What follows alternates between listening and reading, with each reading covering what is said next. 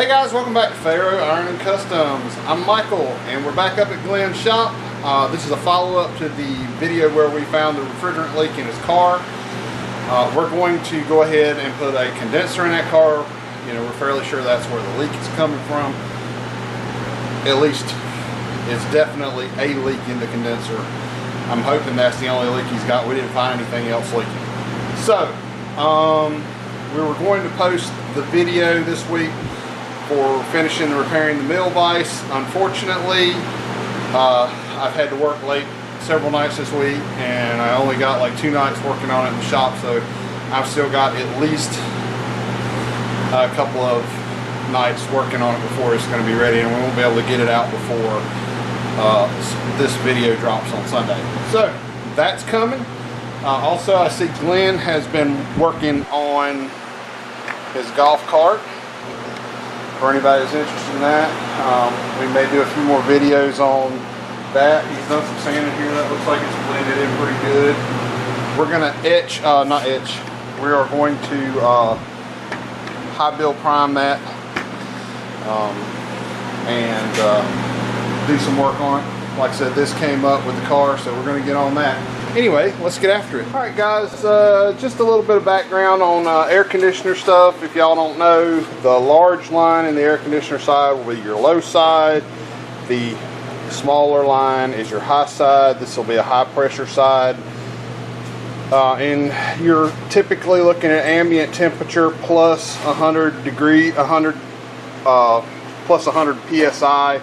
So on a 100-degree day, you're looking between 200 to 250 on the high side. The low side should be around 32. This is the high side, the low side port. The high side port on this car is here. This car is an expansion valve car. We've replaced the expansion valve in the compressor several years ago in this car. Was it last year? Yep, it was last year. Huh. It felt like it was longer than that. He said it was the first last year. So, on a car with an expansion valve, your system will have a receiver dryer, which is what this is. Used to be a receiver dryer would have a sight glass in it, and you could set the amount of refrigerant in it by when the sight glass cleared up. On a car with an orifice tube, you would have an accumulator, which is basically the same thing as a receiver dryer. They both will have some sort of a desiccant in order to soak up water. So we're going to get into this. Glen's pulling the air box off of it. I'm gonna get some charge on this, and we're gonna get after it. All right, guys, we got the air box out of this corner. Just unsnap and unscrew your air box top and pull the bottom out. It didn't have any screws in it. Well, maybe one right there. Glen took it out. I am dumping the coolant out. We're going to go ahead and drop the radiator on this. You may be able to change this condenser without dropping the radiator. I do not think that it will save you any time. One thing that I'm not sure about is how this clamp works for this hose. So we're going to unhook it up at the thermostat housing on the car. Now there is a clamp on this side on the radiator, so we're going to unhook that one there. We're going to need to go ahead and pull the radiator coolant tank out and get it out of the way.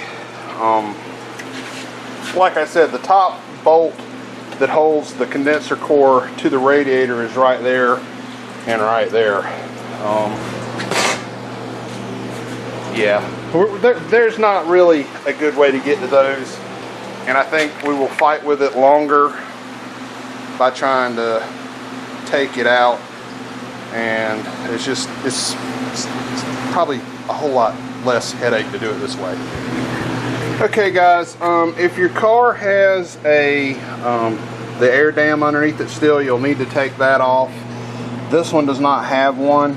I also had to unhook the horn, take the horn off of the bracket under there. Crawl under the car in a minute to show you. We got one of the air conditioner lines from down underneath the car.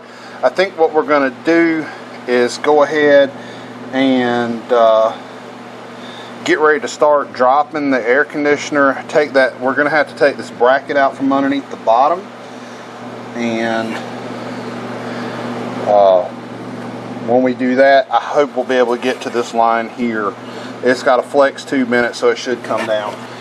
Alright, so this particular, Glen, you want to hold that down in there. This particular car has a transmission cooler on the condenser, and I know my hands are in the way. Alright guys, the way these clamps for the transmission works is they're pushed in like that around the little hose, and then you squeeze these two pieces together, and then I just got a screwdriver in behind it and started wiggling it up and popped it out, and that's all you got to do to get it loose. Both of them pop right loose. They did have like an old air conditioner style or fuel system style clip on there that was keeping it from popping off, so you want to put those back in place. So next I'm going to jump down under here, and we're going to start, yeah, ain't nothing to it but to do it. Oh, meant to tell y'all, I don't think I mentioned this, there is a large connector for the fans. I disconnected that, and there's 3 places where it's connected to the fan shroud, and it's also hooked into the horn harness over here. So we got all that wiring out of the way. I'm gonna crawl under here and drop this cradle down. All right guys, there are 2 bolts holding this cradle under here, and this is what holds the radiator in the car. It lines up, I would assume, with something very similar at the top. We'll find out once we get it dropped down. But I'm gonna drop this cradle down, and we're gonna go from there. Okay guys, just want to show y'all where we're at. We took that cross member out from underneath the bottom, dropped it right down. That's gonna put our hose on this side, the top hose for the air conditioner, in a very good spot to get to. So we'll crawl under there and take that off, and then we'll be able to pull it out from under, and we'll come right back. Okay guys, this is just held on by, there's 2 on this side and 1 on that side, I think. Or 1 on each side. I'm trying not to get Glen. Glen is out here running around being Mr. Super Sexy with no clothes on. No, he's got clothes on. He's just not got his shirt on. Yeah. Let's see. Oh, Glen, the other, no, that's a clip. Didn't this one? Okay. It just clips in. It's got 2 bolts and 2 clips. Glen, if you want to stick that outside, or stick it somewhere. So you got a bolt there and a bolt there. All right, I'm gonna show your unshirted tail on YouTube. Glen thinks he's Chippendale or something.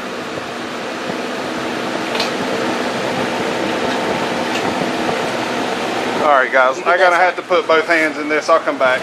Alright guys, we were having all kinds of problems with my old set of gauges. This set of gauges is only like 25 years old, so I probably need to get some new hoses.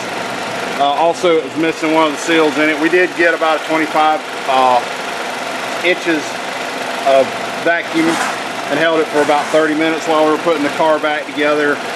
And we switched over to just a regular can install tool. Like I said, my gauges, my hoses are leaking. Alright guys, so going back together with that was pretty much like taking it apart in reverse order.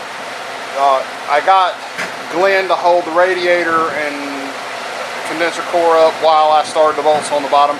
If you're trying to do this job by yourself, you may want to get someone, you may want to try to get somebody to help you with it. And if you're not able to get somebody to help you, you may want to get some bungee cords or something, or some ratchet straps to hold the radiator in the car while you're trying to attach everything from the ground. It's not really that bad of a job.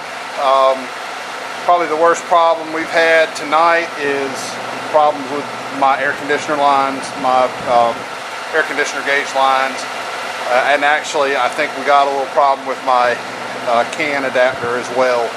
I think Glen has a can adapter, but it's an older one for a retrofit kit, and it doesn't work with 134A for some reason or another. It may just been some of that old school stuff whenever we were, you know, in the United States, they were changing from R12 to 134. So anyway, that's it.